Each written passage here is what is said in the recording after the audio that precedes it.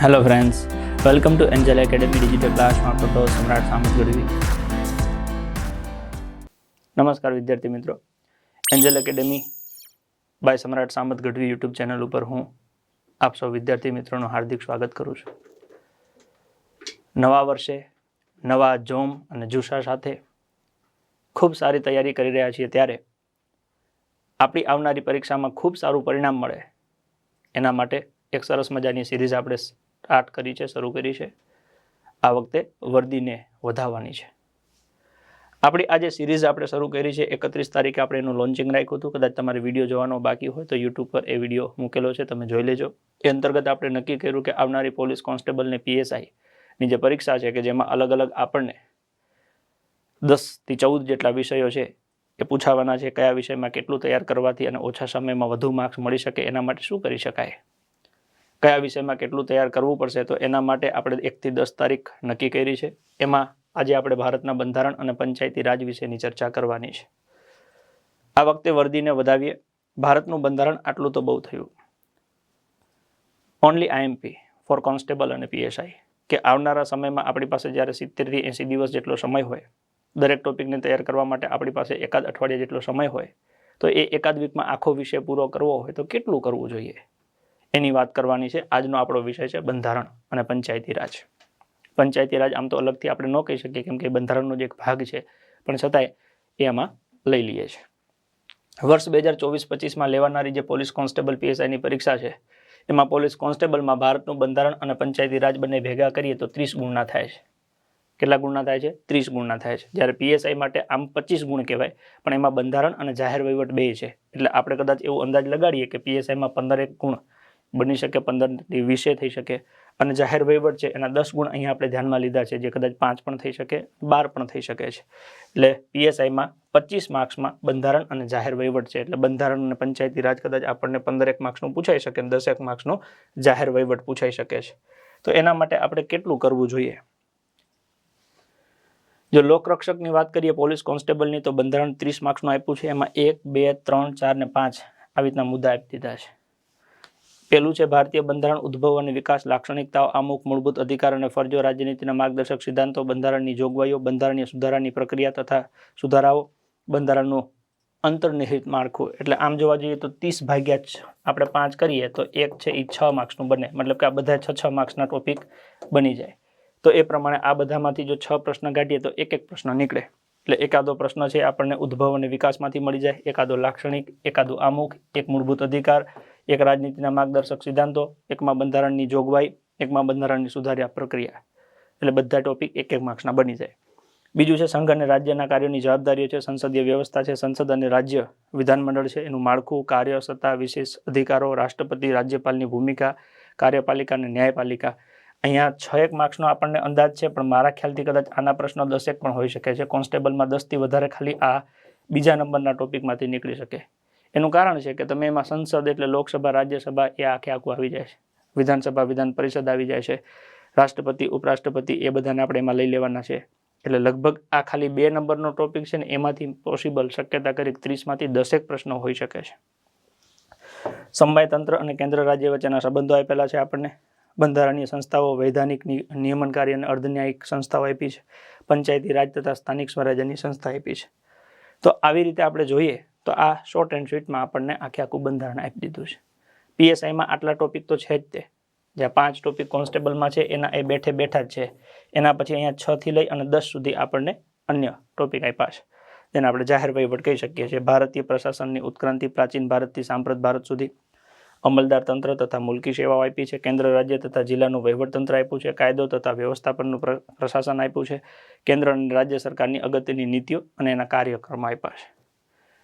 આ PSIનો સિલેબસ આપ્યો છે. 25 ગુણમાં ભારતનું બંધારણ તથા જાહેર પ્રશાસન આપ્યું છે, એટલે કે જાહેર વહીવટ આપ્યું છે. હવે આને સમજતા પહેલા ઘણા લોકોના મનમાં એવો પ્રશ્ન હોય છે કે સાહેબ હવે તૈયારી કરીએ તો થઈ જાય ખરી? હવે તૈયારી કરીએ તો થઈ જાય ખરી? આપણી પાસે હજી જાન્યુઆરી, ફેબ્રુઆરી, માર્ચ અને એપ્રિલમાં પરીક્ષા આવે. આપણે 3 મહિનાને જો ધ્યાનમાં લઈએ, જાન્યુઆરી, ફેબ્રુઆરી અને માર્ચ, તો આપણી પાસે 30, 60 ને 90 જેટલા દિવસ છે. કેટલા? 90 જેટલા દિવસ છે. આપણે જો 10 અઠવાડિયા ગણીએ તો 10 અઠવાડિયાના 70 દિવસ થાય. એક વિષય આપણે એક અઠવાડિયામાં પૂરું કરીએ તો આપણી પાસે 10 વિષય છે આરામથી પૂરું થઈ જાય. 10 જેટલા વિષય છે, 10 જેટલા અઠવાડિયા. એક અઠવાડિયામાં એક વિષય તૈયાર કરીએ તો પણ થઈ જાય. હવે મનમાં એવો પ્રશ્ન થાય કે એક અઠવાડિયામાં એક વિષય તૈયાર થઈ જાય તો 10 અઠવાડિયામાં આખો કોર્સ કેવી રીતે પૂરો કરી શકાય એના 2 આયોજન તૈયાર કર્યા છે મેં. ઓકે, જે મેં આયોજન તૈયાર કર્યા છે એ મારા રૂબરૂ ક્લાસ માટે તૈયાર કર્યા છે. જે નવી બેન્ચ હું રૂબરૂ 13 જાન્યુઆરીથી ચાલુ કરવાનો છું. તો એ 13 જાન્યુઆરીથી લઈ અને આવનારા 70 દિવસમાં આખો કોર્સ કોન્સ્ટેબલ ને પીએસઆઈનો કેવી રીતે પૂરું થાય એનું માળખું બનાવ્યું છે. એ માળખું હું તમારી સાથે શેર કરું છું. પછી તમારે ક્લાસ કરવા હોય ન કરવા હોય પછીનો પ્રશ્ન છે. આ આયોજન તમે ઘરે બેઠા કરી શકો છો. બીજું કે મેં જે 10 અઠવાડિયા નક્કી કર્યા છે એ 13 તારીખથી કર્યા છે. તમે આની પહેલાથી કરી દો તોય ચાલે. તો 13 થી 19નું જે પહેલું અઠવાડિયું છે એમાં મેં ગુજરાતનો ઇતિહાસ લીધો છે અને બીજું એક વિષય લીધો છે રિઝનિંગ. કેમ કે ગણિત અને રિઝનિંગ છે એને આપણે એક હામટું નહીં કરીએ પણ રોજ 2-2, 3-3 કલાક આપણી જરૂરિયાત પ્રમાણે લઈ જઈ શકીએ છીએ. બીજા વીકમાં મેં ભારતનો ઇતિહાસ લીધું છે, રિઝનિંગ કન્ટિન્યુ. ત્રીજા વીકમાં મેં ગુજરાતની ભૂગોળ લીધી છે, રિઝનિંગ કન્ટિન્યુ. ચોથા વીકમાં મેં ભારતની ભૂગોળ લીધી છે, સામે રિઝનિંગ કન્ટિન્યુ રાખ્યું. એટલે 1, 2, 3 ને 4 અઠવાડિયા પૂરા થયા. સામે મેં ઇતિહાસ, ભૂગોળ, ઓકે, રિઝનિંગ એ પૂરા કરી લીધા. એના પછીના ફેબ્રુઆરીમાં 3 વીક લઈએ તો વારસો અને બંધારણ પૂરા થાય તો સામે ગણિત ચાલુ થાય છે. તો આવી રીતના ટોટલ 10 વીક પૂરા થાય તો 10 ટોપિક પૂરા થઈ જાય છે. સાથે સાથે આપણે પીએસઆઈના જે 4 વિષય બાકી રહે, પર્યાવરણ, અર્થશાસ્ત્ર, જાહેર વહીવટ અને ટેકનોલોજી પ્લસ મેઇન્સનો કોર્સ, એના માટે શનિ રવિ એક્સ્ટ્રા 3-3 કલાક ફાળવીએ રૂબરૂ ક્લાસમાં. આવી રીતના આખો કોર્સ કમ્પ્લીટ કરવાનું મેં નક્કી કર્યું છે, જે હું 13 તારીખથી ચાલુ કરું છું. આના આ જ વિષયોનો ક્રમ આપણે બદલી નાખવો હોય તો મેં લાઈવ બેચ 13 તારીખથી નક્કી કરી છે કે જેને ઘરે બેઠા ભણવું હોય તો 13 જાન્યુઆરીથી હું લાઈવ બેચ શરૂ કરું છું. જેમાં રોજ રૂબરૂ ક્લાસમાં 2 ને 2 4 કલાક ભણાવીશ, લાઈવમાં 2 ને 2 4 કલાક ભણાવીશ. રૂબરૂ બેચનો જે સમય છે એમાં સવારે 8 થી 10 અને બપોરે 3 થી 5 એમ કરીને 4 કલાક છે. લાઈવ બેન્ચમાં જે ભણાવીશ 13 તારીખથી એમાં એક સવારનો સમય છે 11 થી 1નો અને બીજો સમય છે રાત્રે 8 થી 10નો. એમાં પહેલા ગણિત લીધું છે, પછી રિઝનિંગ ચાલુ કર્યું છે અને આ બાજુ બંધારણ, પંચાયતી રાજ અને એ વિષય પહેલા લીધેલા છે. એટલે બંનેમાં ઉલટ-સુલટ રાખ્યું છે. ઘણા વિદ્યાર્થી એવા હોય જેને ગણિતમાં તકલીફ હોય તો એ ગણિત શીખે. ઘણા એવા હોય કે જેને રિઝનિંગમાં તકલીફ હોય તો રિઝનિંગથી ચાલુ કરે. ઘણાને ઇતિહાસ ન આવડતું હોય તો ત્યાંથી ચાલુ કરે. ઘણાને બંધારણ ના આવડતું હોય તો ત્યાંથી ચાલુ કરે. એટલે બધા ઓપ્શન મળી રહે. માની લો કે કોઈ એવો ક્ષમતાવાન વિદ્યાર્થી હોય કે સાહેબ હું 12 કલાક, 14 કલાક, 16 કલાક બેસીશ, તમે કયો એટલું કરવા તૈયાર છું, મારે આ વખતે પાસ થવું છે, તો એને 2 ભેગા કરાવડાવીશ. રૂબરૂ બી કરાવડાવીશ અને લાઈવમાં પણ તે બંને. એટલે ટોટલ 2 ને 2 4 બેન્ચ ભેગી પેરેલલ ચલાવીશ. જેથી કરીને આવનારા 70 દિવસમાં આખો કોર્સ 2 વખત મિનિમમ કમ્પ્લીટ થઈ જાય ભણવામાં. બાકી રિવિઝનમાં તો આપણે 20 થી 25 વખત પૂરું કરી શકશું. તો આ જે આયોજન છે એના માટેની વધારે ડિટેલ છે. તમને રસ હોય તો વિડીયો પોઝ કરી અને તમે આ વિશે માહિતી આખી વાંચી શકો છો. જરૂર પડે તો ફોન કરી અને વધારે માહિતી પણ લઈ શકો છો. આ રૂબરૂ બેચની માહિતી છે. આ છે એ લાઈવ બેચની માહિતી છે. લાઈવ બેચમાં વધારે તમારે કંઈ માહિતી જોતી હોય તો અહીંયા તમને નંબર આપેલું છે. ફીઝ વિશેની પણ માહિતી આપેલી છે. રસ હોય તો જ ફોન કરવો, જેથી કરીને તમારો ખોટો ટાઈમ ન બગડે. એટલે તમને વચ્ચે આ ચર્ચામાં મૂકી દીધું છે. અને કોઈને આખો રેકોર્ડેડ કોર્સ જોતો હોય કે મારી રીતે તૈયાર કરવું છે તો એના માટે આખું ટાર્ગેટ આખી 2025 આપણે 5,999 એટલે 6,000માં કોન્સ્ટેબલ 200 માર્ક્સનું, પીએસઆઈ 200 + 100 એમ કરીને 300 માર્ક્સનું બધું મળી જશે. આ ઓફર તમને 8/1/2025 સુધી લાભ મળશે. હવે આપણે મૂળ વિષય ઉપર આવી જઈએ કે એક અઠવાડિયામાં એક વિષય કઈ રીતે પૂરો થાય. 10 અઠવાડિયા 10 વિષય, એક અઠવાડિયામાં એક વિષય કઈ રીતે પૂરું થાય. વિષયમાં કેટલું તૈયાર કરવું એનું આયોજન હું તમને આપી શકીશ. માની લો કે એક અઠવાડિયામાં એક વિષય પૂરો કરવો હોય તો એનું આયોજન મારી પાસે છે. એ હું તમારી સાથે શેર કરું છું. તમારાથી જાતે થતું હોય તો તમે ઘરે બેઠા કરી શકો છો, અથવા તમને એવું લાગે કે મારી મદદની જરૂર છે તો એપ્લિકેશનમાં લાઈવ અથવા તો રેકોર્ડેડમાં તમે જોડાઈ શકો છો. એવું થાય ઘરે અમારાથી નથી થતું તો પછી ગાંધીનગર આવી જાઓ. પણ ગાંધીનગર આવો તો એક શરત, પછી સંપૂર્ણ જાત મને સોંપી દેવી પડે કે આ મારું જીવ છે, હવે આને તમારે જેમ હાચવો એમ હાચવો.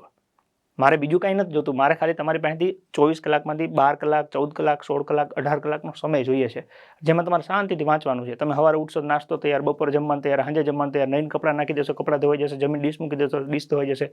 ખાલી નકરું તમારે વાંચ જ કરવાનું છે. અને એના માટે તમારી પાસે બીજા 200-500 છોકરાઓ હશે કે જે વાંચતા હશે, તો ભેગા તમે વાંચશો. એ જે માહોલ છે એ માહોલ તમને અહીંયા મળશે. ભારતનું બંધારણ અને પંચાયતી રાજ એક અઠવાડિયામાં કઈ રીતે પૂરું કરવું, બંધારણ અને પંચાયતી રાજમાં કેટલું તૈયાર કરવું. હવે પૂરું કરવા માટે તો પહેલાં તો તમારે ટોપિકની છાવણી કરવી પડે. આપણે કહેવાય ને બાયફર્ગ્રેટ કરવા પડે. અલગ કરવા પડે કે આખું બંધારણમાંથી મારે કામનું કેટલું છે. માની લો કે પોલીસ કોન્સ્ટેબલ છે તો પોલીસ કોન્સ્ટેબલમાં 30 પ્રશ્ન પૂછાવાના છે બંધારણ અને પંચાયતી રાજના. તો એક ટોપિકમાંથી આપણે એક પ્રશ્ન કાઢીએ તો એ 30 ટોપિક કયા હોઈ શકે કે જેટલા પહેલા તમે કરી લ્યો તો એમાંથી દરેક ટોપિકમાંથી એક પ્રશ્ન નીકળી જાય. તો એનું લિસ્ટ હું તમને હમણાં છેલ્લે આપી દઉં છું કે આટલા 30 ટોપિક કરી લો એટલે એની બહાર લગભગ પ્રશ્ન ન જાય. હજી તમને શંકા જાય કે કદાચ આની બહાર જઈને પૂછવું હોય તો બીજું પણ એક નાનકડું લિસ્ટ આપું છું કે આના પછી તમારે એક્સ્ટ્રા કરવું હોય તો આ તમે કરી શકો છો. પણ એની પહેલાં મારે તમને એ કહેવું છે કે ઘણા વ્યક્તિઓ એવું માનતા હોય કે ભાઈ બંધારણ અઘરું છે, અથવા તો ઘણા વિદ્યાર્થીઓ એવા હોય કે જેમની માનસિકતા એવી હોય. માની લો કોઈ વિદ્યાર્થી 4 વર્ષથી તૈયારી કરે છે, આપણે કહીએ કે આવું કરે, એમ ના કરાય, આમ જ કરાય. માને જ નહીં કોઈ, અને પાછો માને નહીં તો ઘોયરો હાલો, ન માને તો વાંધો નહીં, ન માને પણ પોતાની રીતે પાછું પાસે ન થાય. નકરે બરાબર કે હાલો હું કહું છું એ નથી માનતો, પોતાની રીતે કરીને પાસ થઈ જાય. પોતાની રીતે મહેનત કરે છે, પાસ થતો નથી, માનતો કોઈનો છે નહીં. તમે એવા નથી ને? એવા નથી ને? હા, નકર તો પછી આગળ ન વધતા. જો તમારે તમારી રીતે જ કરવું હોય તો પછી મને સાંભળવાનો કંઈ મતલબ નથી. મને સાંભળો છો તો પછી એ પ્રમાણે થોડું કરવાની કોશિશ કરજો, જેથી કરીને તમે પાસ થઈ શકો. બરાબર? મોટાભાગના 99% આવા જ હોય છે, એટલે હું તમને હજી ભાર દઈને પૂછું છું. તમે નથી ને એવા? માનો છો ને કોકનું? અને એટલીસ્ટ એવા વ્યક્તિને તો માનવું કે જેને પોતાને ખબર હોય કે હું છોકરાઓને કઈ બાજુ દોરવું છું. તમારે કોન્સ્ટેબલ PSI થવું છે ને, કોન્સ્ટેબલ 2012માં હું 100માંથી 84 માર્ક લઈ આવેલો છું. તમને એવું થાય કે એ વખતે તો પ્રશ્ન સહેલા હતા. તો આપણે એક કામ કરીએ, આ ભારતનું બંધારણ છે ને એના 2012થી લઈને 2022 સુધી જેટલા પેપરમાં પ્રશ્નો પૂછાણા છે ને એ બધા ઉપર એક નજર નાખી લઈએ. સહેલા અઘરા છેલ્લે નક્કી કરશું કે ક્યાં સહેલા હતા ને ક્યાં અઘરા હતા. ખાલી એક વખત નજર નાખીએ. બીજું કે જે પ્રશ્ન જે વર્ષનું હોય એને ધ્યાનમાં રાખવું. 2012માં એવું કીધું હોય કે વર્તમાન રાષ્ટ્રપતિ, પછી એવું નહીં કહેવાનું કે આમાં તો ઓપ્શનમાં જ નથી. એ 2012નો પ્રશ્ન હોય. એકવાર આપણે નજર નાખી લઈએ. 2024-25માં લેવાનાર પરીક્ષા માટે બંધારણ અને પંચાયતી રાજ કોન્સ્ટેબલમાં 30 માર્ક્સના છે, PSIમાં 15 માર્ક્સનું છે. આવું પહેલી વખત ભરતી બોર્ડે જાહેર કર્યું છે. આની પહેલાં આવું જાહેર નહોતા કરતા, ડાયરેક્ટ કહી દીધા હતા 100 માર્ક્સનું પેપર, આટલા વિષય. તો વર્ષ 2012થી 22 દરમિયાન લેવાયેલા પોલીસ કોન્સ્ટેબલ તેમજ PSIની પરીક્ષામાં બંધારણ અને પંચાયતી રાજના પૂછાયેલા પ્રશ્નો એના ટોપિક ઉપર એક નજર કરીએ કે બંધારણના કેટલા પ્રશ્નો પૂછાતા હતા અને એ પ્રશ્ન કયા કયા ટોપિકમાંથી નીકળતા હતા. જેમ કે પોલીસ કોન્સ્ટેબલ 2012ની વાત કરીએ તો એમાં બંધારણના 12 પ્રશ્ન હતા 100માંથી. 2015ની વાત કરીએ તો એમાં 10 પ્રશ્ન હતા. 2016ની વાત કરીએ તો એમાં 10 પ્રશ્ન હતા. 16, 17, 19ની વાત કરીએ તો એમાં 5 હતા અને 22ની વાત કરીએ તો એમાં 13 પ્રશ્ન હતા. એટલે એનો મતલબ એવું થયું કે ઓલમોસ્ટ લગભગ જો આમ ગણીએ ને તો 1, 2, 3, 4, 5 પેપર છે આપણી પાસે. 12, 15, 16, 17, 19 અને 22. માર્ક્સ ગણીએ તો 10, 20, 30, 40 ને 50. એટલે એવરેજ 10 માર્ક્સનું બંધારણ પૂછાતું હતું. આપણે માર્ક્સ મહત્વ નથી, આપણા માટે ટોપિક મહત્વના છે કે 10 પ્રશ્ન પૂછાતા હતા તો એ ટોપિક કયા હતા, અને આ 50 પ્રશ્ન પૂછાણા છે તો કયા ટોપિકમાંથી આવેલા છે. એવી રીતના PSIમાં 2012માં 8 પ્રશ્ન છે, 15માં 8 પ્રશ્ન છે, 2022માં 9 પ્રશ્ન છે, 2022માં 2 પેપર છે, પ્રિલિમ પ્લસ મેન્સ. એમાં આપણને 14 જેટલા પ્રશ્ન આપ્યા છે. આ બધા પ્રશ્નો ઉપર એક વખત નજર નાખીએ. હું ફરી એકવાર રિપીટ કરું છું. તમને એવું લાગશે કે પહેલાં તો સહેલું પૂછાતા હતા હવે નથી, પણ આ 2022 છે એને આપણે ભેગું જ લઈ લઈએ છીએ. 12થી લઈને 22 શરૂઆતથી લઈને અંત સુધી જેટલા પ્રશ્નો છે એને ઉપર એક નજર મારી લ્યો, એટલે તમારી અંદર એક ગટ્સ, એક ગુણ ખીલશે. તમને ટોપિકને એનાલાઇઝ કરતા આવડી જશે કે મારે આ ટોપિક કરાય કે ન કરાય. કરાય તો કેમ કરાય તો કે પૂછાય છે, તો એક જ વાર પૂછાય કે દર વખતે પૂછાય છે. આવું તમને ખબર પડશે અંદરથી. જે મને ખબર પડે છે એવી હવે તમને ખબર પડવા માંડશે. પોલીસ કોન્સ્ટેબલ 2012ની વાત કરીએ.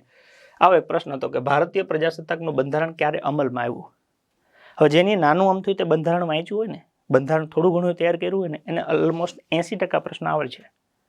અને જો તમને આમાં 80% પ્રશ્ન ના આવડે તો એનો મતલબ કે તમારે ખરેખર મહેનત કરવાની ખૂબ જરૂર છે. હવે આ પ્રશ્નમાં તમારે ઓપ્શન જોવાની જરૂર જ ન પડે, તમે વાંચો તો તમને ખબર પડી જાય. ભારતીય પ્રજાસત્તાક બંધારણ ક્યારે અમલમાં આવ્યું. અમલ પૂછે તો 26મી જાન્યુઆરી 1950. હું તમને પ્રશ્ન સોલ્વ નથી કરાવતો, ખાલી પ્રશ્ન ઉપર નજર નખાવાની કોશિશ કરું છું કે અહીંયા તમને પ્રસ્તાવનામાંથી પ્રશ્ન પૂછ્યો છે, તારીખ, બંધારણનો ઉદ્ભવ થયો ને એની તારીખને લગતો પ્રશ્ન પૂછ્યો છે 26મી જાન્યુઆરી 1950. બીજો પ્રશ્ન આગળ જોઈએ, ભારતમાં રાષ્ટ્રપતિની ચૂંટણી કેવી રીતે કરવામાં આવે છે. એટલે આ પ્રશ્ન રાષ્ટ્રપતિની ચૂંટણીને લગતો થયો. આનો જવાબ તમને આવડે છે તો તમે નક્કી કરો મનમાં. જેમ કે લોકસભા છે, રાજ્યસભા છે, દરેક રાજ્યની વિધાનસભાના સભ્ય ભાગ લે છે, એટલે કે લોકસભા રાજ્યસભાના સાંસદ સભ્ય કહેવાય, અને એની સાથે ધારાસભ્ય દ્વારા ચૂંટણી થાય છે. રાજ્યનું ઉપલું ગૃહ કયા નામથી ઓળખાય છે. એટલે બંધારણમાં 3 સ્તંભ, ધારાસભા, કારોબારી, ન્યાયતંત્ર. એમાં ત્યાં ધારાસભા 2 ભાગ પડે, રાજ્ય અને કેન્દ્ર. રાજ્યમાં નીચલું ગૃહ વિધાનસભા, ઉપલું વિધાન પરિષદ. આપણને રાજ્યનું ઉપલું ગૃહ પૂછ્યું છે વિધાન પરિષદ. એટલે કારોબારીને લગતો પ્રશ્ન આવ્યો. પ્રણવ મુખર્જી રાષ્ટ્રપતિની ચૂંટણી લડતા પહેલા કયા પદ ઉપર હતા? આ પ્રણવ મુખર્જી એ વખતે રાષ્ટ્રપતિ હતા, તો રાષ્ટ્રપતિ બન્યા એની પહેલા કયા પદ ઉપર હતા? એ જે તે સમયે નાણાં પ્રધાન હતા એ વખતે, એટલે રાષ્ટ્રપતિને લગતો પ્રશ્ન થયો.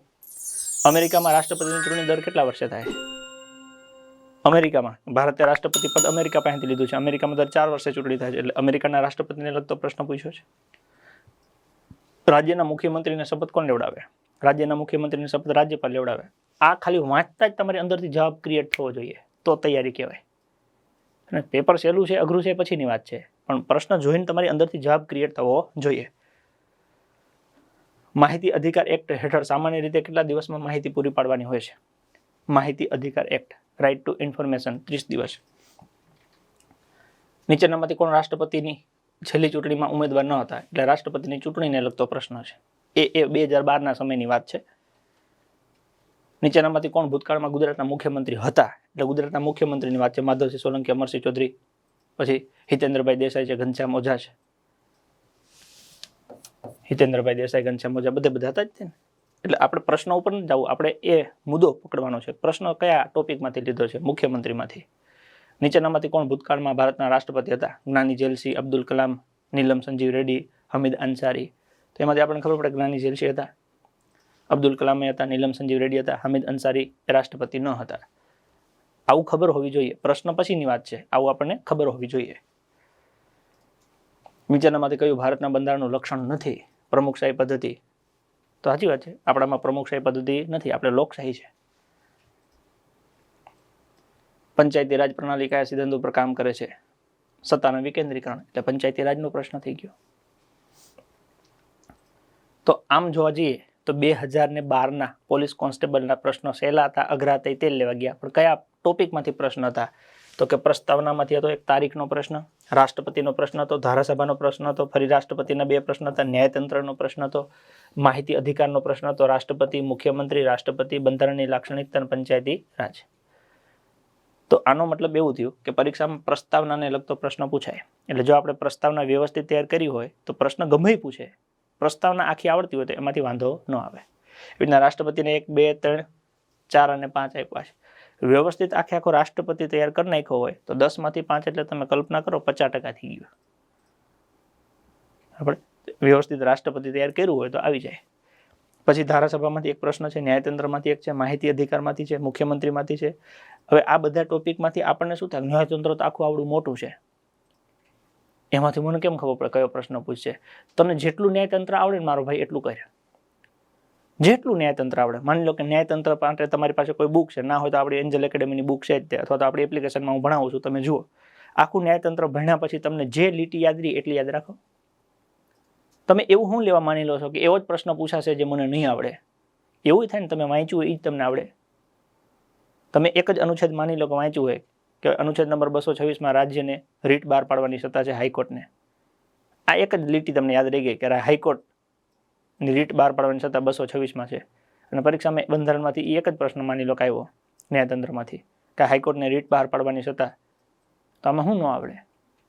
વાંચવું તો પડે ને. આપણે જિંદગીમાં કોઈ બંધારણનું પાનું ન ફેરવું ને આપણે કહી દઈએ બંધારણ અઘરું છે, તે સહેલું તો થવાનું જ નથી. એક વખત નજર મારો, ટોપિકને ઓછામાં ઓછું સમજો કે મને આમાં ઓછામાં ઓછું શું યાદ રહે છે. પછી ધીમે ધીમે બીજી વાર વાંચો. પહેલી વખતે એવું થાય કે માની લો કે કોઈ એક ટોપિક છે રાષ્ટ્રપતિ, માની લો કે મારી પાસે 120 લીટી, 4 પેજ 120 લીટી છે. તમે 4 પેજ વાંચ્યા, એના બેઝ ઉપર તમને ખાલી 40 લીટી મગજમાં બેઠી.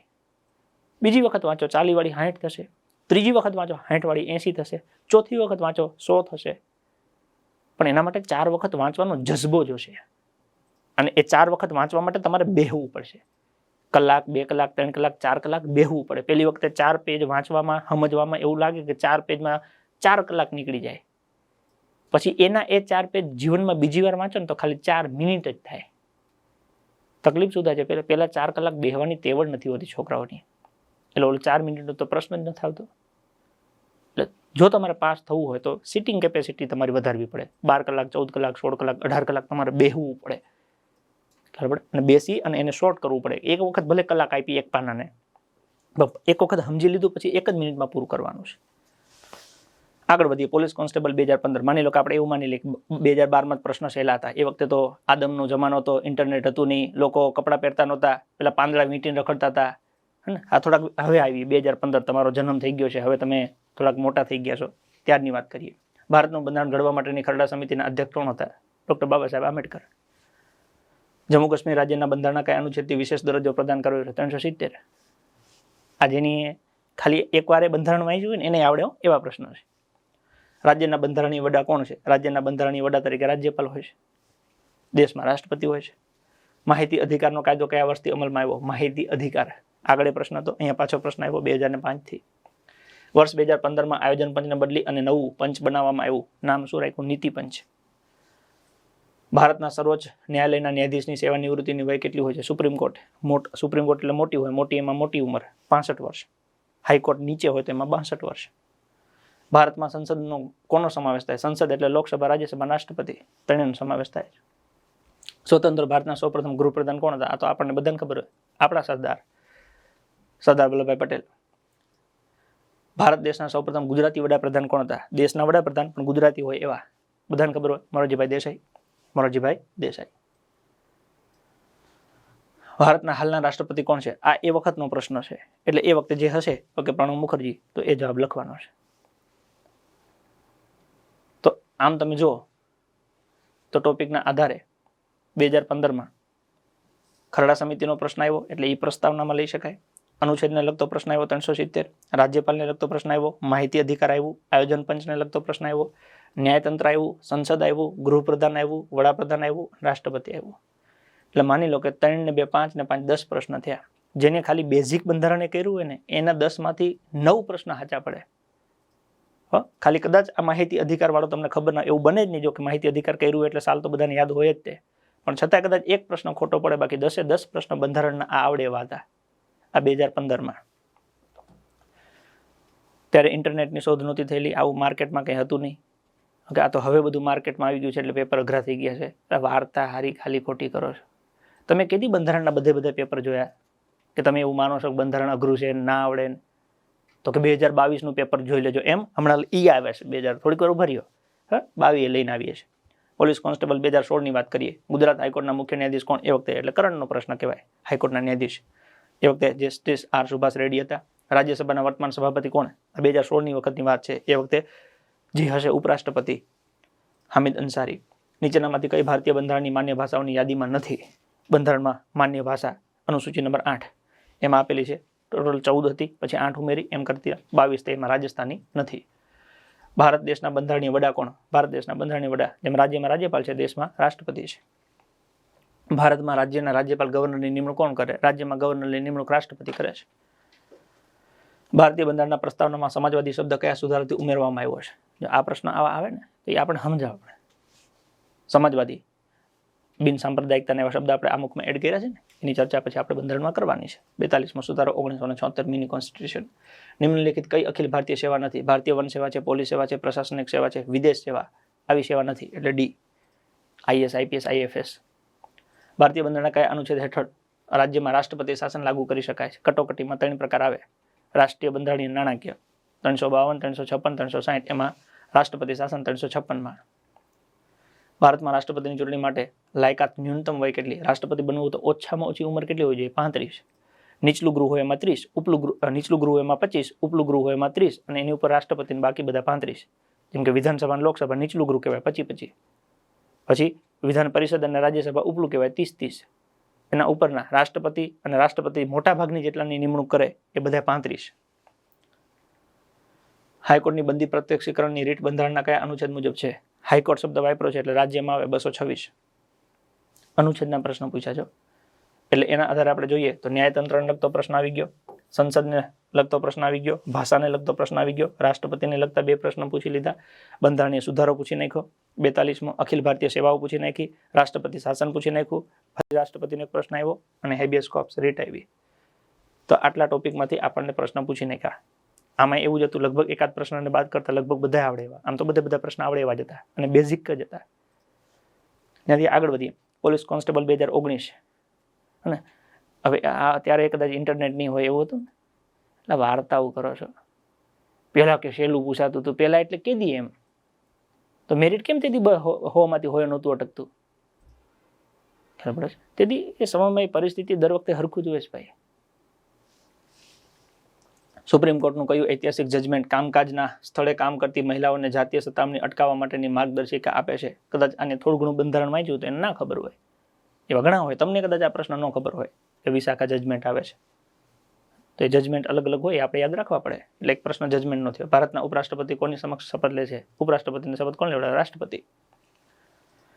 કટોકટી દરમિયાન કયો બંધારણીય સુધારો થયો? કટોકટી એટલે 1975 માંથી. એ વખતે આમાંથી કયો થયેલો? 39મો સુધારો થયેલો કટોકટી વખતે. કયા બંધારણીય સુધારાથી મતદાન કરવાની ઉંમર 21 થી 18 થઈ? એટલે બંધારણીય સુધારો પૂછ્યો. 61મો સુધારો રાજીવ ગાંધીના સમયમાં થયેલો. આઝાદી પછી પ્રથમ વખત ભારતમાં સામાન્ય ચૂંટણી ક્યારે થઈ હતી? હવે આમાં 51, 52 બે જવાબ લખવો પડે, કેમ કે ચૂંટણી પહેલી વખત થઈ ને ત્યારે 51, 52 માં થઈ હતી. એટલે 51, 52 છે એ બંને આપણા સાચા થાય. સૌપ્રથમ ચૂંટણી છે 51, 52 માં થયેલી, એટલે બે સાચા આપવા પડે. અને એ સાચા જ આપે, ભરતી બોર્ડે સાચા જ આપે. એ લખ્યું હોય તો સાચું, બી લખ્યું હોય તો સાચું.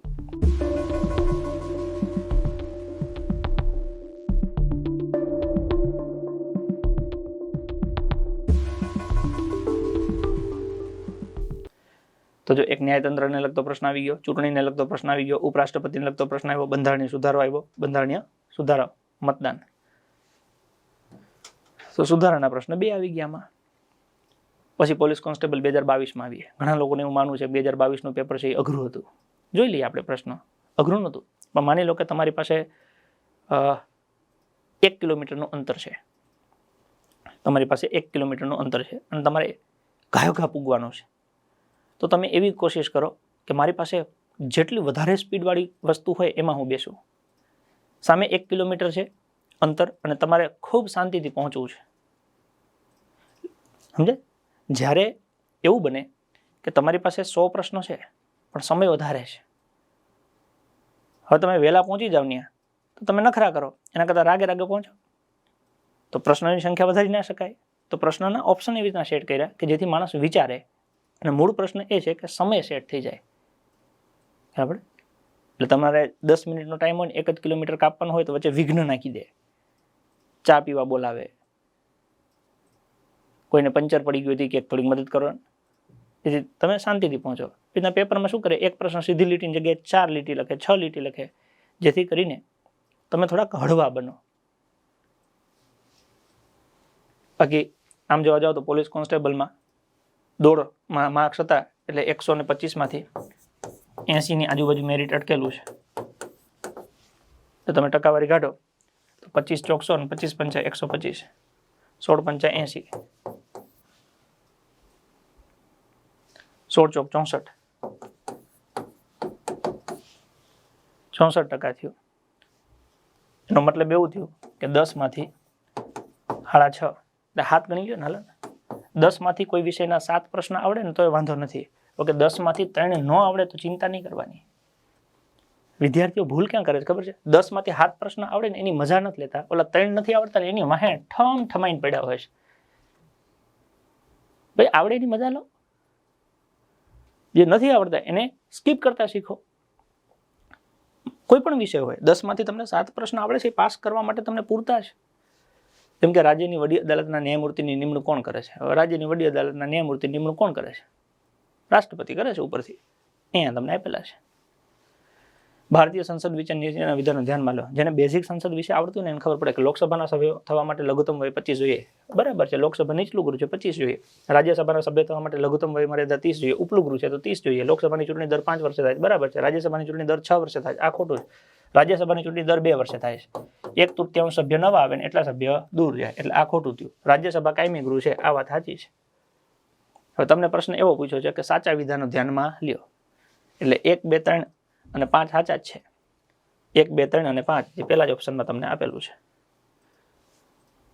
એટલે આ પ્રશ્ન અઘરો ન કહેવાય, આ પ્રશ્ન થોડોક લાંબો કહેવાય, કેમ કે આમાં તમારે 5 લીટી વાંચી અને પછી નક્કી કરવાનું થયું.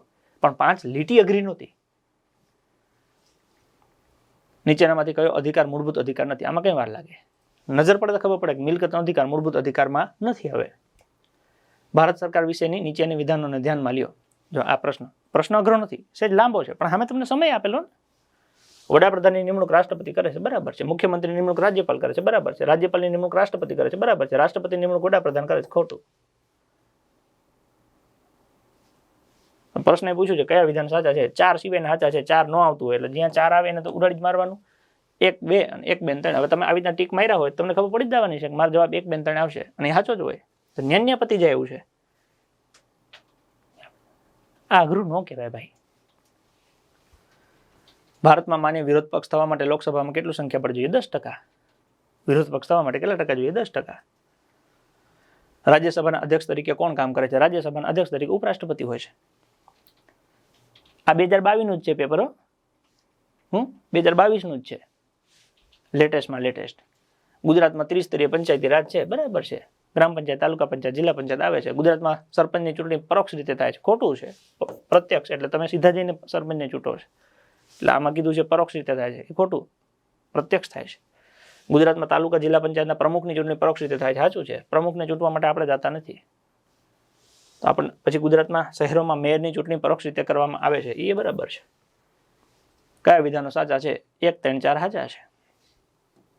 હવે સાચા પૂછ્યા છે, 2 આપણને ખબર પડી કે સાચું નથી, એટલે જે 2 આવતું ને તો ઉડાડી જ મારવાના. એટલે 3 તમારે એમને મૂડી જાય એવું છે, ખાલી 1 ઉપરથી. ખાલી તમને 1 લીટી ખબર હોવી જોઈએ સરપંચની ચૂંટણી છે પ્રત્યક્ષ થાય છે, સીધા મતદાનથી થાય છે, તો ડાયરેક્ટ 3 ઓપ્શન તમારે એમને મૂડી જાત.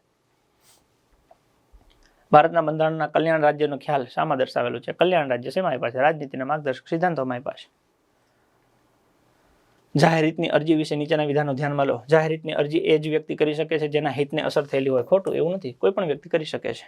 કયા વિધાનો સાચા છે? પેલું તો સાચું નથી જ તે, એટલે એના આધારે તમારા 2 ઓપ્શન તો ઉડી ગયા. જાહેર હિતની અરજીમાં વ્યક્તિની અંગત હિતની નહીં, સમાજના હિતનો હેતુ હોવો જોઈએ, બરાબર છે. જાહેર હિતની અરજી કોઈ પણ વ્યક્તિ કરી શકે છે, એટલે સાચું છે. બીજું સાચું છે, ત્રીજું સાચું છે. જાહેર હિતની બિનજરૂરી કે અયોગ્ય અરજી કરનારને અદાલત દંડ કરી શકે છે, એ સાચું છે. નકર તો લોકો એમને હળી કરે. એટલે ડબલ ડાઉટ હતા, ડબલ ડાઉટમાંથી બી આપણે ફાઇનલ કરીએ છીએ. માની લો કે કદાચ તમને ચોથું વિધાન ખબર ના હોય તો આવા પ્રશ્ન તમારે ટીક કરી દેવાના, જોખમ લઈ લેવાનું. જય માતાજી કે તમારી વિવેક બુદ્ધિનો ઉપયોગ કરીને ડબલ ડાઉટ હોય ટીક કરી દેવાના. ચૂંટણી અંગે નીચેના વિધાનો ધ્યાનમાં લો. મુખ્ય ચૂંટણી પંચ લોકસભાની ચૂંટણી કરે છે, બરાબર છે. મુખ્ય ચૂંટણી પંચ રાષ્ટ્રપતિ ઉપરાષ્ટ્રપતિની ચૂંટણી કરે છે, બરાબર છે. રાજ્ય ચૂંટણી પંચ વિધાનસભાની ચૂંટણી કરે છે, આ ખોટું છે. રાજ્ય ચૂંટણી પંચ ના આવે, અહીંયા ચૂંટણી પંચ લખ્યું છે પણ રાજ્ય લખ્યું છે, રાજ્ય ના આવે, કેન્દ્ર આવે, એટલે એ ખોટું છે. રાજ્ય ચૂંટણી પંચ પંચાયતની ચૂંટણી કરે છે, એ સાચું છે. પંચાયતની ચૂંટણી કરવી હોય તો રાજ્ય સંભાળ લે છે. તો કયા વિધાનો સાચા છે? 3 સિવાયના બધા સાચા છે. વિધાનો બધા સહેલા છે, તમે ચૂંટણી પંચ કર્યું હોય એટલે તમને આવડે જ. એટલે કયા સાચા છે? એટલે 3 તો નો જ આવે, એટલે 2 તમારા નીકળી ગયા. 1 2 ને 1 2 4, એમાં થશે તમારું 1 2 4. ભારતીય સંસદીય લોકતંત્ર વ્યવસ્થામાં જેમ કેન્દ્રમાં મંત્રીમંડળ કોને જવાબદાર હોય છે? મંત્રીમંડળ કોને જવાબદાર હોય? લોકસભાને. કોને જવાબદાર હોય? લોકસભાને. લોકસભા શબ્દ ના લખ્યો ને સંસદ લખ્યું હોય. ભારતમાં રાષ્ટ્રપતિ ઉપરાષ્ટ્રપતિની ચૂંટણી અંગે નીચેના વિધાન ધ્યાનમાં લો. સંસદ સભ્ય તથા વિધાનસભ્ય દ્વારા રાષ્ટ્રપતિની ચૂંટણી કરવામાં આવે છે, બરાબર છે. હવે આનો આ જ પ્રશ્ન 2012માં હતો. સંસદ સભ્ય દ્વારા ઉપરાષ્ટ્રપતિની ચૂંટણી કરવામાં આવે છે, એ બરાબર છે. રાષ્ટ્રપતિ ઉપરાષ્ટ્રપતિની ચૂંટણીમાં દર 5 વર્ષે કરવામાં આવે છે, એ બરાબર છે. કયા વિધાનો સાચા છે? બધા સાચા છે. હા, ક્યાં અઘરું આવ્યું?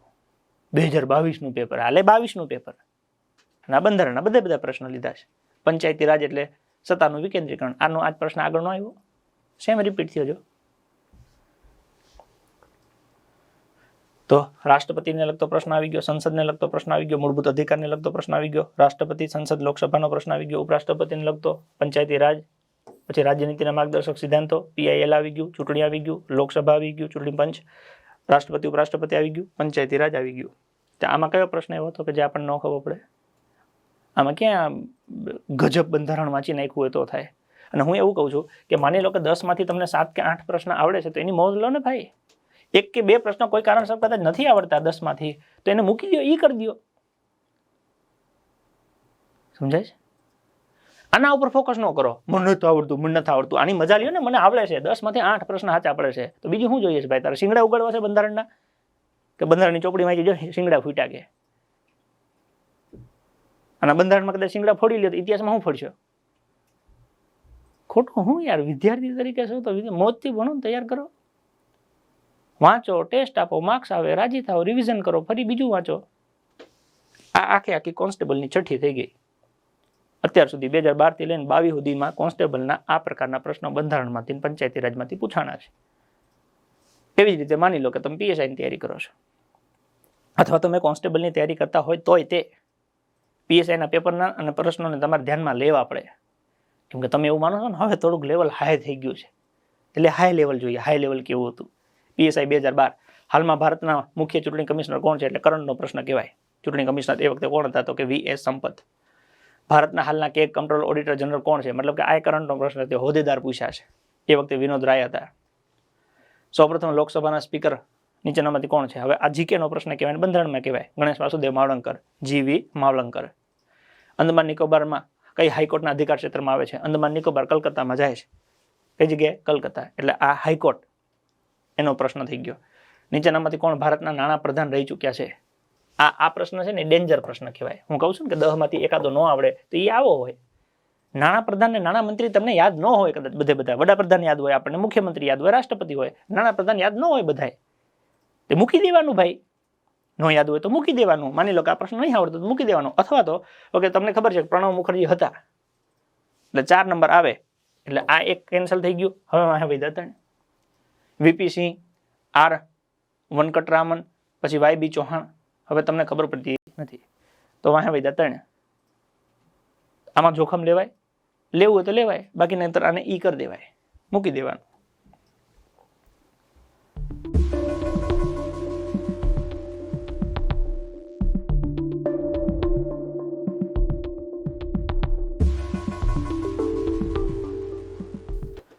આયોજન પંચની રચના ક્યારે થઈ હતી? 1950માં. આપણને સાલ ખબર હોય, અહીંયા તારીખ આપી 1950 વાળા 2 દીધા છે, તો શું કરવાનું? અથવા તો તારીખ 2 સેમ દીધી છે, ખ્યાલ પડે? તો એ પ્રોપર આપણને યાદ હોવી જોઈએ. પ્રોપર યાદ ના હોય તો ચિંતા નહીં કરવાની. હા, ડબલ ડાઉટ હોય ને તમને ખબર છે 49 અથવા 15-3 છે, 15-3 વાળા 2 છે, એટલે આ 2 તો કેન્સલ થઈ ગયા. ડબલ ડાઉટ જોખમ લઈ જ લેવાનું, ફરજિયાત. રાષ્ટ્રીય કેલેન્ડર સક્ષાવન અંગ્રેજી વર્ષ મુજબ ક્યારે મનાવવામાં આવે છે? 1957 થી આપણે ચાલુ કર્યું છે.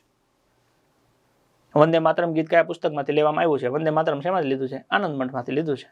જનગણ મન છે ગીતાંજલિમાંથી લીધું છે. આ 2012 પીએસઆઈ.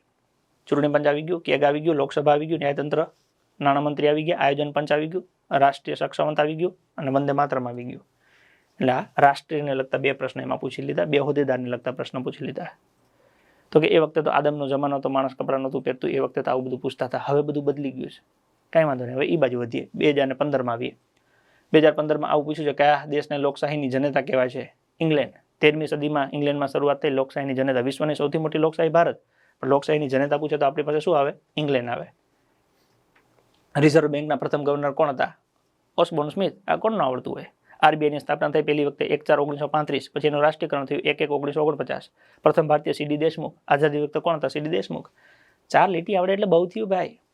ભારતના રાષ્ટ્રપતિ બનવા માટે ઓછામાં ઓછી કેટલી ઉંમર હોવી જોઈએ? રાષ્ટ્રપતિ બનવા માટે 35 વર્ષ. આ કોન્સ્ટેબલમાં નહોતું.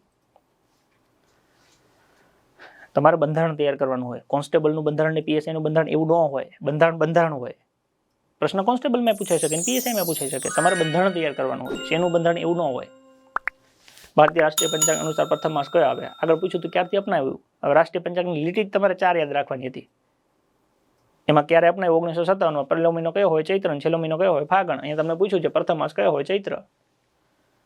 રાજ્યસભાના સભાપતિ નીચેનામાંથી કોણ હોય? આ કોન્સ્ટેબલમાં 2 વખત આવ્યું, તો અહીંયા 3જી વખત આવ્યું. રાજ્યસભાના સભાપતિ ઉપરાષ્ટ્રપતિ હોદ્દાનો રૂયો હોય છે. અનુચ્છેદ યાદ રાખવા. રાષ્ટ્રપતિમાં 4 લીટી યાદ રાખવાની છે. અનુચ્છેદ નંબર 63માં રાષ્ટ્રપતિ પદની જોગવાઈ છે. 64માં તેઓ રાજ્યસભાના સભાપતિ છે. 35 વર્ષની ઉંમર જોઈએ રાષ્ટ્રપતિને શપથ લેવડાવે. એની ઈચ્છા ના હોય તો રાજીનામું રાષ્ટ્રપતિને આપી દે. વાર્તા પૂરી થઈ ગઈ. વધારે યાદ રાખવું હોય ચૂંટણીમાં કોણ ભાગ લે? લોકસભા, રાજ્યસભા, ચૂંટાયેલા નિમાયેલા બધા સભ્યો ભાગ લે છે. આવું જ છે યાર. ભારતમાં કઈ રીતે નાગરિકતા પ્રાપ્ત કરી શકાય છે? જન્મથી, વારસાથી, નોંધણી કે લગ્નથી, કાયદા દ્વારા, દેશીયકરણથી, ઉપરના તમામ.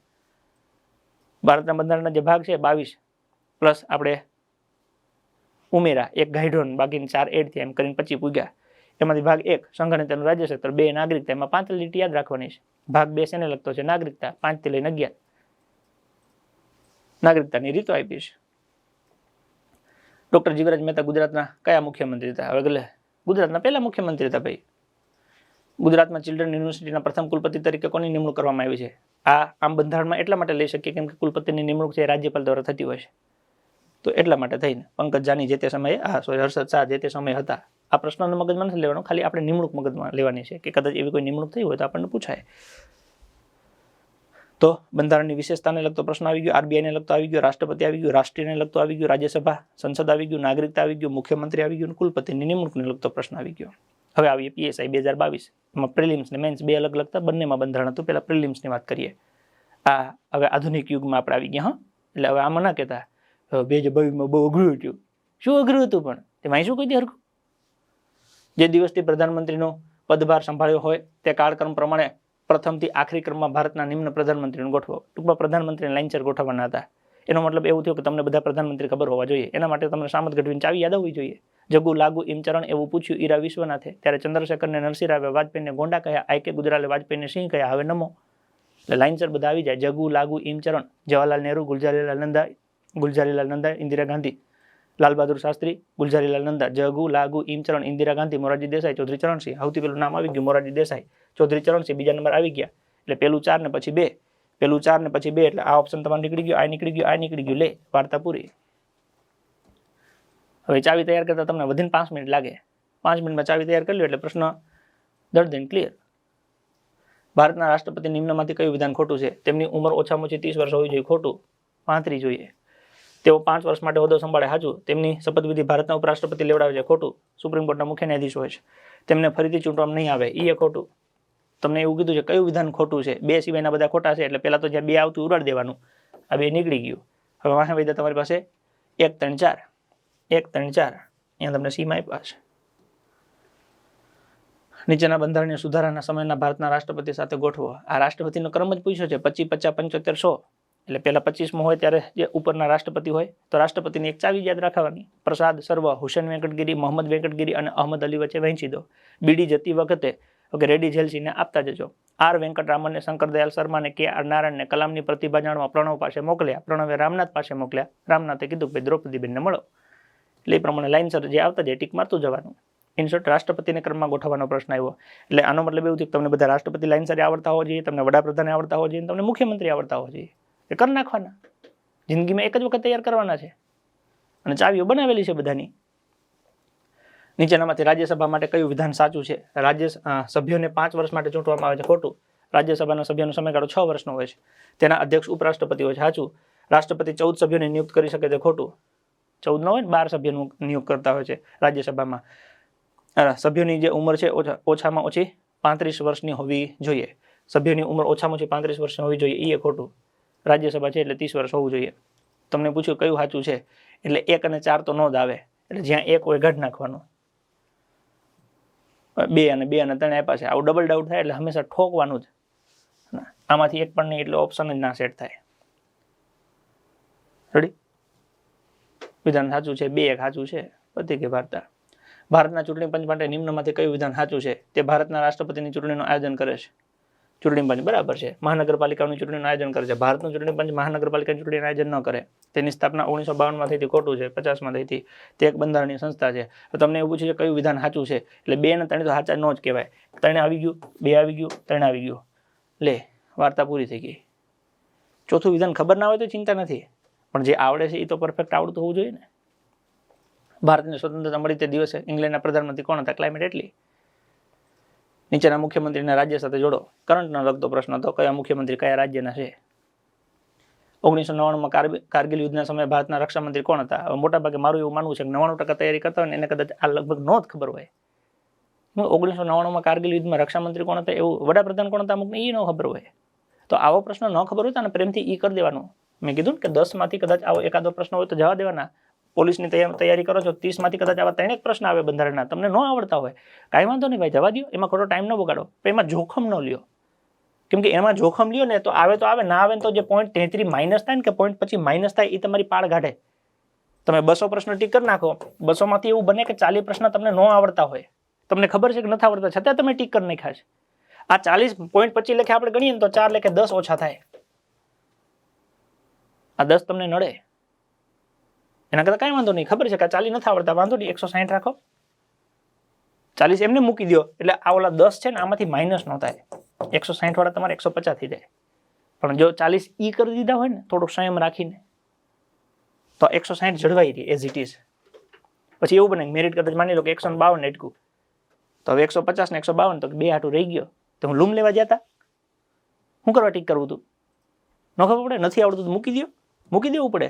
અને 200માંથી 200 તમને આવડી જાય પછી તમને ગોતવા ના આવવા પડે કે આ ધુરંધર હતો ક્યાં અત્યાર સુધી. થોડુંક મૂકતા શીખો. હું વધારે નથી કહેતો, 10માંથી એકાદો પ્રશ્ન ન આવડતો હોય તો મૂકવા, આવડતો હોય તો 10 ઉલાડો. ક્યાં તમને ના પાડીએ છીએ?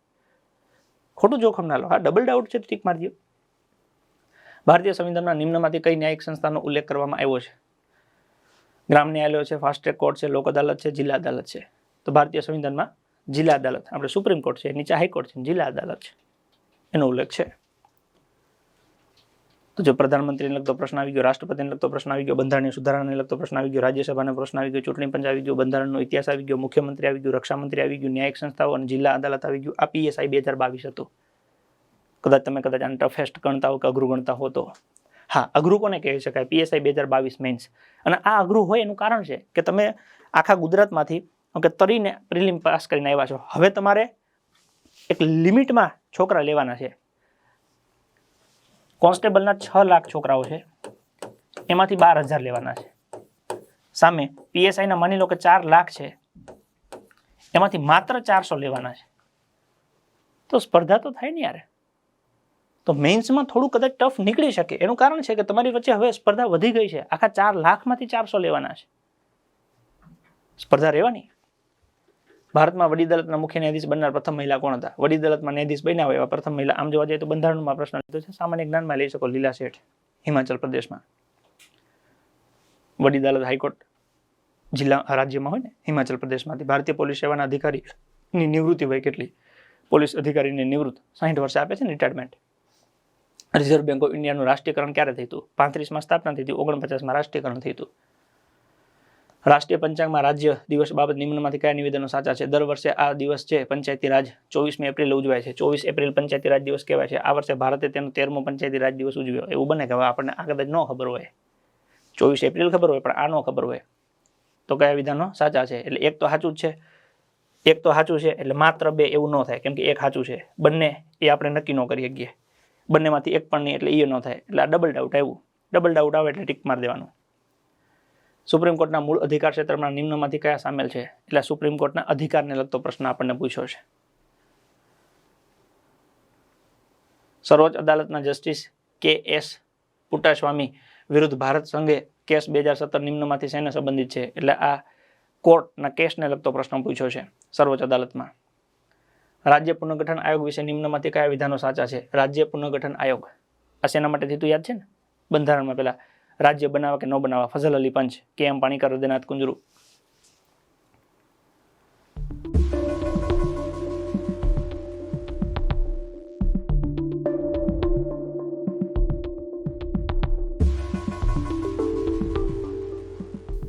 જાહેર ખરડા અને ખાનગી ખરડા અંગે નિમ્નમાંથી કયા વિધાનો સાચા છે? એટલે ખરડાને લગતો પ્રશ્ન છે. આ મેન્સનું પેપર છે, તો એ થોડુંક એ લેવલનું હોય. એનું કારણ છે કે હવે તમે પ્રિલિમ પાસ કરીને આવ્યા છો, તમારી વચ્ચે ધુરંધર સ્પર્ધા છે, તો એમાં તો પછી માપી લેવા પડે ને. નીચેના પૈકી કયો ખરડો પસાર કરવા માટે લોકસભા રાજ્યસભા વચ્ચે મડાગાંઠના કિસ્સામાં સંસદની સંયુક્ત બેઠક બોલાવવામાં આવે છે? હવે આવા પ્રશ્ન કોન્સ્ટેબલ વાળાને તમે બતાવી દો અને પછી ઓલો ખાલી ખોટું એમનું ધ્રુજતો હોય, પણ એ ક્યાં કોન્સ્ટેબલમાં પૂછાણા છે ભાઈ?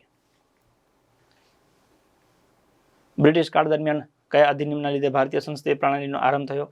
ચાર્ટર અધિનિયમ 1853. ભારતની નાગરિકતા ખોવા માટે નિમ્નમાંથી કઈ શરત નથી? અન્ય કોઈ દેશનો નાગરિકતા મેળવી લે તો ભારતની નાગરિકતા જતી રહે, બરાબર છે. છેતરપિંડીથી ભારતની નાગરિકતા મેળવી હોય તો એ જતી રહે.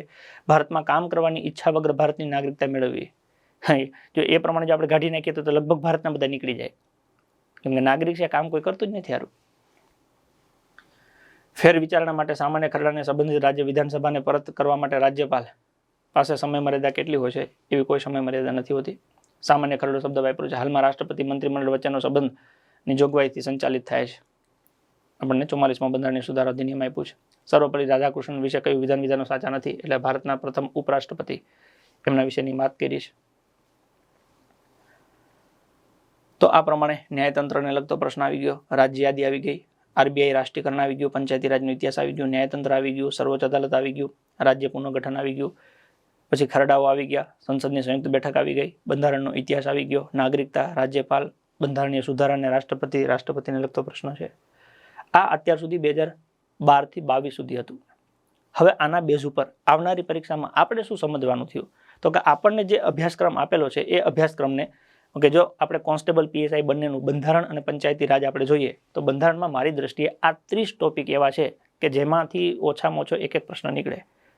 હવે માની લો કે રાષ્ટ્રપતિના 5 પ્રશ્નો પૂછી નાખે તો સામે બીજા 4 ન પૂછાય, પણ એ આપણે નક્કી ન કરી શકીએ એટલે આપણે આટલું કરવું પડે. એક તો બંધારણનો ઇતિહાસ કરવો પડે એટલે એમાં ચાર્ટર એક્ટને એવા જે પ્રશ્નો પૂછાય એ આવી જાય, અથવા તારીખોને લગતા પ્રશ્નો પૂછાય, બંધારણ સભા એના પ્રશ્નો પૂછાય આવી જાય. પછી બંધારણનું મહત્વ ઓકે એને લગતો પ્રશ્ન પૂછી શકાય છે. બંધારણનું રાષ્ટ્રીય પ્રતીક જેમાં આપણે પ્રાણી, પક્ષી, ફળ ને ફૂલ ને એવા બધા પ્રશ્નો આવી શકે છે. બંધારણની વિશિષ્ટતા, કયા દેશમાંથી કયું આપણે લીધું છે, દુનિયાનું સૌથી લાંબુ બંધારણ છે, કેટલી બેઠકો કરી, એ બધી વાત આવી જાય. આમુખમાં તમે ગણીને 25 લીટી કરવાની થાય. હરકી 25 લીટી કરી નાખો તો એમાંથી પ્રશ્ન આમુખની બહાર જાય જ નહીં. બંધારણની અનુસૂચિ આપણને પહેલા 8 હતી, હવે 12 કરી નાખી છે એટલે 12 લીટી અનુસૂચિની છે. એમાંથી ગામની તમારી પાસે 4 જ છે. ભારતના બંધારણના ભાગ અને અનુચ્છેદ 25 લીટી ભાગની છે, એમાંથી કામના તમારી પાસે 15 છે. અનુચ્છેદ બધા નથી કરવાના ભાઈ. તમારે છે ને બંધારણના તજજ્ઞ નથી જવાનું, ત્યાં વકીલ નથી તો એને પોલીસ વાળા જોઈએ છે. ખાલી સામાન્ય તમને કાયદા ખબર હોવી જોઈએ. હવે આ આખામાં તમે જોઈ લો ખાલી 2 વખત અનુચ્છેદ, 2 કે 3 વખત અનુચ્છેદ પૂછ્યા છે. એક 370 પૂછી નાખ્યું, એક 226 પૂછી નાખ્યું, એક 356 પૂછ્યું. પછી મૂળભૂત અધિકાર, મિલકતનો અધિકાર નથી, એ એક પ્રશ્ન આવી ગયો. રાજનીતિના માર્ગદર્શક સિદ્ધાંતો, કલ્યાણ રાજ્ય, મૂળભૂત ફરજો, સંસદ, લોકસભા, રાજ્યસભા, આ બંધારણનો પ્રાણ છે ભાઈ. આ માળખું તમને ખબર હોવી જ જોઈએ. લોકસભા શું હોય, કેવી રીતના ચૂંટણી થાય, કેવી રીતના જીતે, વડાપ્રધાન શપથ કોણ લેવડાવે, આ બધું મગજમાં હોવું જોઈએ. અને કેમ એ એટલા માટે નહીં ઓકે, એ એટલા માટે હોવું જોઈએ તમે ભારતીય નાગરિક છો, તમને એટલી તો ખબર હોવી જોઈએ ને તમારા ગામમાં સરપંચ કેવી રીતના ચૂંટાય, કે તમારા વિસ્તારનો ધારાસભ્ય કેવી રીતના ચૂંટાય, કે તમારા વિસ્તારનો સાંસદ સભ્ય કેવી રીતના ચૂંટાય, એટલી તો આપણે ખબર હોવી જોઈએ તૈયારી કરતા હોઈએ તો. એટલે આ બધું માળખું તો રટી જ મારવું પડે. સંસદ, લોકસભા, રાજ્યસભા, પછી આ રાષ્ટ્રપતિ, ઉપરાષ્ટ્રપતિ, વડાપ્રધાન છે, આ બધા આપણા દેશનો વહીવટ કરે છે.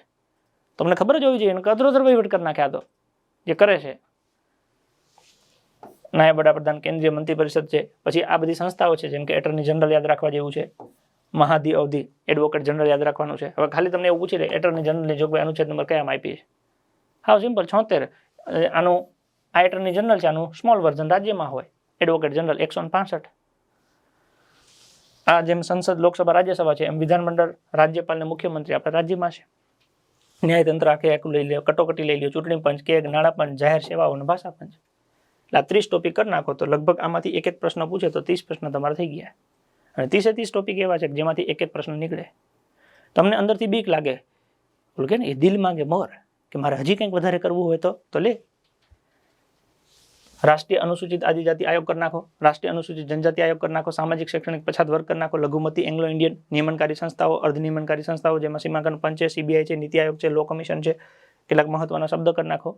ગિલોટીન એટલે શું આવું પૂછી નાખ્યું તો. તારાંકિત પ્રશ્ન એટલે શું, બિન તારાંકિત પ્રશ્ન એટલે શું, લોકપાલ, લોકાયુક્ત અને બંધારણની સુધારા. આટલી વસ્તુ લઈ લ્યો. ઓલા 30 લઈ લ્યો, 10 આ લઈ લ્યો, 40 ટોપિક થયા.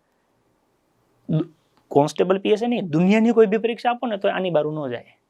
આટલું તમને આવડતું હોવું જોઈએ.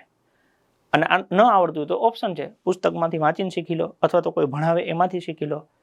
મારી પાસે પુસ્તક છે અને ભણાવતા મને આવડે છે, અને ભણવા માટે મારી પાસે તમારા માટે 2 ઓપ્શન છે. રૂબરૂ આવો તો ભણાવી શકું છું, ઘરે બેઠા ભણવું હોય તો ભણાવી શકું. તમારે દાનત હોવી જોઈએ. ઘણા હિસાબ કરે, આટલા બધા પૈસા થઈ જાય, આટલી બધી ફી થોડી હોય. હા કાંઈ વાંધો નહીં, તમે કેટલા પૈસા લ્યો છો વિચાર કરો. પીએસઆઈ બનો એટલે 50,000 રૂપિયા પગાર આવે, કોન્સ્ટેબલ બનો તો 25,000 રૂપિયા પગાર આવે. તમે કદાચ અહીંયા લાખ રૂપિયા ફી ભરો, 4 મહિનાનો પગાર થયો, પણ કદાચ ના પાસ થાવ તો જિંદગી એમને મને ક્યાંક ગોથે ચડવાની છે ને. તેના કરતાં એવું સમજવાનું 4 મહિના મોડા લાગ્યા હતા, 4 મહિનાનો પગાર આપી દીધો. જોખમ લ્યો. તમે તમારી જિંદગી આટું લ્યો છો, કોઈને આટું નથી લેતા. ફી ભરવી પડે તો ભરવી પડે. શેના માટે? તમે ઘરે કોઈ દી 12 કલાક વાંચશું? જો ઘરે તમે 12 કલાક 14 કલાક વાંચતા હો તો ફી ભરવાની જરૂર નથી. ફી એની લઈએ છીએ 12 કલાક 14 કલાક 16 કલાક વંચાવવાની લઈએ છીએ. કેમ ઘરે તમે દૂધ પીવો છો એને પૈસા નથી દેતા? ઘરે તમે ખાવ છો એનો ખર્ચો તમારે કોકને તો ભોગવવું પડતું હશે ને. તો અહીંયા તમે આવો તો તમને ખવડાવવું, પીવડાવવું, રહેવું, તમારા કપડા, વાસણ, કચરા, પોતું બધું થતું, તેને ખર્ચો ન લાગે? પૈસા આમ ન જુઓ. મહેનત કરવા માટે માહોલ મારી પાસે છે. રૂબરૂ આવવું હોય તો 13મી જાન્યુઆરીથી ચાલુ કરીએ છીએ. એની પહેલા આવી જાઓ. 1 તારીખથી ચાલુ કરી દીધું છે. 1/1/2025 શરૂ કરી દીધું છે. 13 તારીખથી ભણવાનું શરૂ થશે. તમારે જ્યારે આવવું હોય ત્યારે આવી શકો. આખું પેકેજ તમને આપી દીધેલું છે કોન્સ્ટેબલ પીએસઆઈ માટે. અને રૂબરૂ ક્લાસમાં આવશો તો રૂબરૂનો લાભ મળશે, લાઈવનો મળશે, રેકોર્ડેડ મળશે, બધા લાભો મળશે. દિલથી તૈયારી કરવી હોય તો રૂબરૂ આવી જાઓ. ઘરે બેઠા તૈયારી કરવી હોય તો ઓનલાઈન ચાલુ કરી દઈએ છીએ. એડમિશન આજથી ચાલુ કરી દીધા છે. તમે જોડાઈ શકો છો 13 તારીખથી. 13 તારીખથી લેક્ચર આવવાનું શરૂ થઈ જશે અને રેકોર્ડેડ તમને આજથી જ મળી જશે. આખો રેકોર્ડેડ કોર્સ લાઈવ બેન્ચ સાથે પહેલાથી ફ્રી આપી દેવામાં આવશે. અને જે આ લેક્ચર ચાલુ થશે એ પાછળથી રેકોર્ડ સ્વરૂપમાં પણ તમે કાયમી જોઈ શકશો. 4 મહિનાનો આપણો સમયગાળો છે. આખો કોર્સ રેકોર્ડેડ જોતો હોય તો ઘણા એવું કે થોડુંક હળવું કરી નાખો ને લે 5,999 3 મહિના છે એટલે મહિને 2,000 રૂપિયા થયા. તમારો પગાર મહિને 25,000 છે તો 25,000 પગાર માટે 2,000 રૂપિયા તમે મહિને રોકી શકો ને એ તમારે 3 મહિના રોકવાના છે. પણ દાના તો મહેનત કરી શકો તો બાકીના 3,000 કઈ મહત્વના નથી. મહેનત કરો. મહેનત કરવા માટે તમારે બેહવું પડે. 12 કલાક 14 કલાક 16 કલાક 18 કલાક બેહવું પડે અને બેઠા બેઠા પ્રશ્ન પૂછાય છે. જો એન્જલ એકેડેમી ગાંધીનગર આપણી ટેલિગ્રામ ચેનલ છે, ઓકે, એમાં આપણે ફોટા મૂકીએ છીએ. આગળના કોન્સ્ટેબલના ફોટા જોઈ લો, પીએસઆઈના ફોટા જોઈ લો. બુકો પહેલાથી આપણે આપેલી હતી, પેપર પછી આવ્યું, પ્રશ્ન બેઠે બેઠા આવ્યા. વધારે માહિતી જોતી હોય તો 7575 072 872 નંબર તમને આપેલો છે. આના ઉપર વોટ્સઅપ કરી શકો, વધારે માહિતી લઈ શકો છો. આ બધા પ્લેટફોર્મ ઉપર આપણે અવેલેબલ છીએ. તમે અમારી સાથે જોડાઈ શકો છો.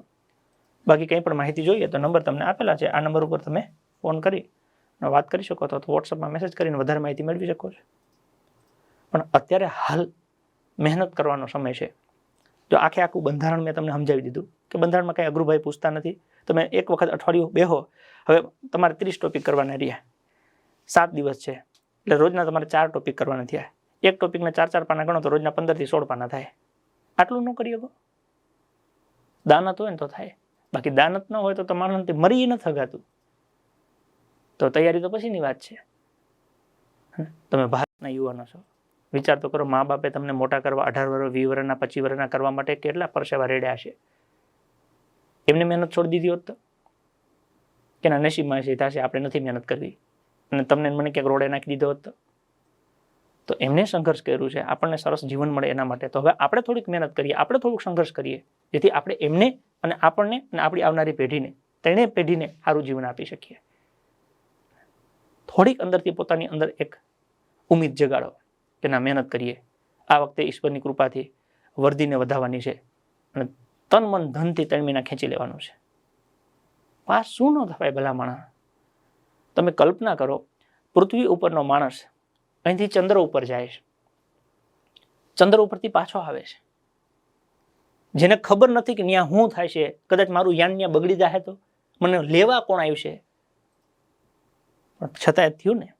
એની અંદર એક મક્કમતા હતી, એક ઈરાદો હતો કે મારે ચાંદ ઉપર જવું છે ને દુનિયાને દેખાડવું છે કે ભાઈ ચંદ્ર ઉપર જઈ શકાય છે. તો એ નીલ આર્મસ્ટ્રોંગ ગયો, ચંદ્ર ઉપર ગાડી દોડાવીને આવ્યો પાછો. તમારે નજર સામું દેખાય છે યાર. કોન્સ્ટેબલનો આખો સિલેબસ આપેલો છે, તમારે એને તૈયાર કરવાનું છે, પરીક્ષા દેવાની છે. અત્યાર સુધી તમે દીધી જ છે, તમે ક્યાં નવા નિશાળ્યા છો? 10મા 12માં આપણે શું કર્યું? આપણને પુસ્તકો આપ્યા હતા, એ વાંચ્યા ને પરીક્ષા દીધી, પાસ ન થયા. એમાં 60-65% તો લઈને આવ્યા છે. તો આમાં મેં તમને કીધું એ પ્રમાણે 60-65% તો પાસ થઈ જવાય છે. દાનત હોવી જોઈએ અને હકારાત્મક વિચારસરણી હોવી જોઈએ. જો તમારી હકારાત્મક વિચારસરણી હશે, તમે 12, 14 કલાક 16 કલાક મહેનત કરશો ને ઈશ્વરનો આભાર માનશો કે હે પરમ કૃપાળુ પરમેશ્વર, તમારો ખૂબ ખૂબ આભાર, મને એક અવસર આપ્યો છે કે હું આ રાષ્ટ્રની સેવા કરી શકું. એના માટે હું મહેનત કરું છું, પરીક્ષામાં પાસ થઈશ અને એ જે સેવાનો અવસર તમે મને અત્યારથી ઈશ્વરનો આભાર માનો. તમે મને જે સેવાનો અવસર આપ્યો છે એ બદલ હું તમારો ખૂબ ખૂબ આભારી છું. આ તો 12-14 કલાક મહેનત કરીને પછી મને કંઈ યાદ નથી રહેતું. એટલે હું કરવા યાદ નથી રહેતું ભાઈ? બધું યાદ રહીએ. થોડીક પોઝિટિવિટી રાખો પોતાની જાત ઉપર. તમે ફિલ્મ જોવા જાઓ છો, ત્યાં તમને આનંદ આવે છે, હોટલમાં ખાવા જાઓ તમને આનંદ આવે છે, વાંચવામાં તમને કેમ આનંદ ન આવે? આનંદ લાવો. હવે સપના જુઓ કે હું પાસ થઈશ, પોલીસ બનીશ, સમાજમાં મારું કેવડું મોટું નામ થશે, મારા પપ્પા કેટલા રાજી થશે, મારો પરિવાર કેટલો ખુશ થશે, હું કેટલા લોકોના જીવનમાં મદદરૂપ થઈ શકીશ. આના માટે મારે મહેનત કરવી જોઈએ અને હું કરું છું.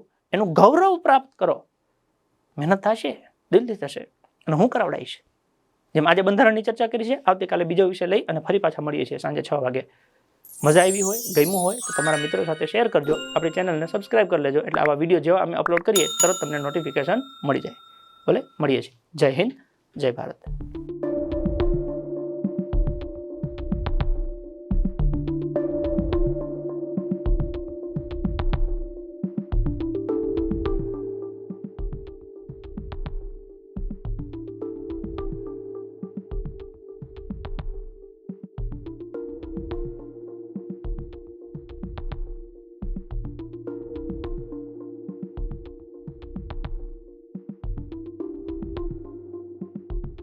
ચર્ચા ચાલુ રાખીશું.